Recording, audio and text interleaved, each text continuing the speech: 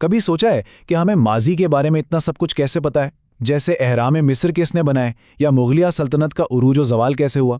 آخر یہ کہانیاں ہم تک پہنچتی کیسے ہیں؟ آج ہم اسی راز سے پردہ اٹھائیں گے کہ کیسے بکھرے ہوئے ثبوت ایک مکمل تاریخی داستان کی شکل اختیار کرتے ہیں۔ یہ ایک بہت گہرا سوال ہے نا؟ ظاہر ہے ہمارے پاس کوئی ٹائم مشین تو ہے نہیں کہ ہم ماضی میں جا کر سب کچھ اپنی آنکھوں سے دیکھائیں، تو پھر یہ ساری معلومات، یہ ساری کہانیاں آتی کہاں سے ہیں؟ اچھا، اس گتھی کو سلجھانے کے لیے آئیے ایک جاسوس کی طرح سوچتے ہیں۔ آپ سمجھیے کہ ایک تاریخ دان یا مورخ دراصل ماضی کا ایک جاسوس ہے۔ اس کا کام وقت کی دھول میں چھپے سراغوں کو ڈھونڈ نکالنا ہے اور پھر ان ٹکڑوں کو جوڑ کر ایک مکمل تصویر بنانا ہے۔ اب دیکھیں، کوئی بھی اچھا جاسوس اپنی تفتیش شروع کرتا ہے کیس فائل سے۔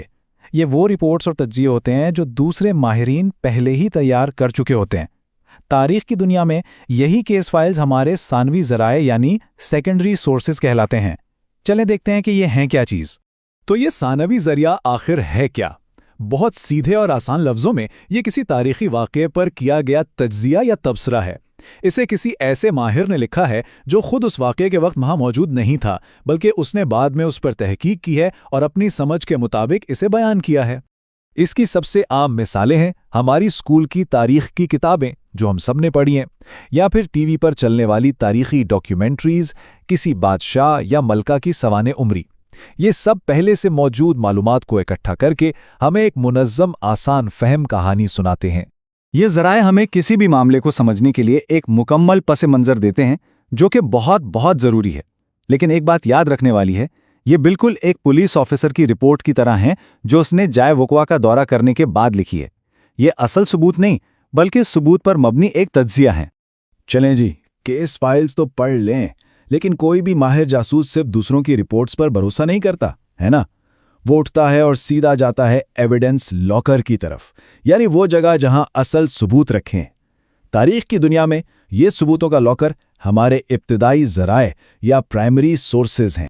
تو ابتدائی ذریعہ وہ اصلی خام ثبوت ہے جو ٹھیک اسی وقت کا ہے جب کوئی واقعہ پیش آ رہا تھا۔ اسے کسی ایسے شخص نے بنایا ہے جس نے سب کچھ اپنی آنکھوں سے دیکھا، یا وہ خود اس میں شامل تھا۔ یہ بالکل ایسے ہی ہے جیسے کسی جائے وقوع سے ملنے والے فنگر پرنٹس، بالکل اصلی اور براہ راست۔ ذرا سوچیں، جنگ کے میدان سے کسی سپاہی کی لکھی ہوئی ڈائری، اس دور کی کوئی اصل تصویر، کوئی سرکاری حکم نامہ، پرانے زمانے کے برتن یا اوزار، یا کسی لیڈر کی اپنی آواز میں کی گئی تقریر۔ یہ وہ چیزیں ہیں جو ہمیں ماضی میں جھانکنے کے لیے ایک سیدھی کھڑکی فراہم کرتی ہیں۔ اب ذرا اس مثال کو محسوس کریں۔ ایک سپاہی کا خط، یہ ہمیں صرف جنگ کے حقائق نہیں بتا رہا، یہ ہمیں اس لمحے کا خوف، وہ درد اور وہ امید بھی محسوس کروا رہا ہے۔ یہی تو ابتدائی ذرائع کی اصل طاقت ہے۔ یہ ہمیں تاریخ کے خشک اعداد و شمار سے نکال کر سیدھا انسانی تجربے سے جوڑ دیتے ہیں۔ تو اب ہمارے جاسوس کے پاس دونوں چیزیں ہیں، ماہرین کی رپورٹس یعنی ثانوی ذرائع، اور جائے وقوع سے ملے ٹھوس ثبوت یعنی ابتدائی ذرائع۔ اب ایک کامیاب جاسوس کیا کرتا ہے؟ ظاہر ہے وہ ان دونوں کو ایک ساتھ استعمال کر کے کیس کو حل کرتا ہے۔ آئیے دیکھتے ہیں کہ ایک مورخ یہ کام کیسے کرتا ہے۔ اب جو بات واقعی دلچسپ ہے وہ ہے ان دونوں کا فرق۔ دیکھیں، ابتدائی ذرائع ٹھیک واقعے کے وقت کسی عینی شاہد نے بنائے تھے، اور ان کا مقصد صرف واقعے کو ریکارڈ کرنا تھا۔ دوسری طرف ثانوی ذرائع واقعے کے بہت بعد کسی ماہر نے بنائے، اور ان کا مقصد تجزیہ کرنا یا اس کی تشریح کرنا ہوتا ہے۔ تو ایک مورخ کا کام کرنے کا طریقہ کچھ یوں بنتا ہے۔ سب سے پہلے وہ ابتدائی ذرائع یعنی خام ثبوت اکٹھے کرتا ہے، پھر وہ ان ثبوتوں کا گہرائی سے تجزیہ کرتا ہے۔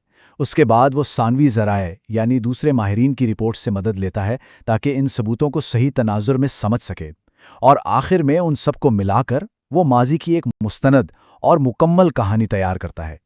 اچھا، تو اب شاید یہ خیال آئے کہ یہ سب جاننا تو صرف تاریخ دانوں کا کام ہے، لیکن ایسا بالکل نہیں ہے۔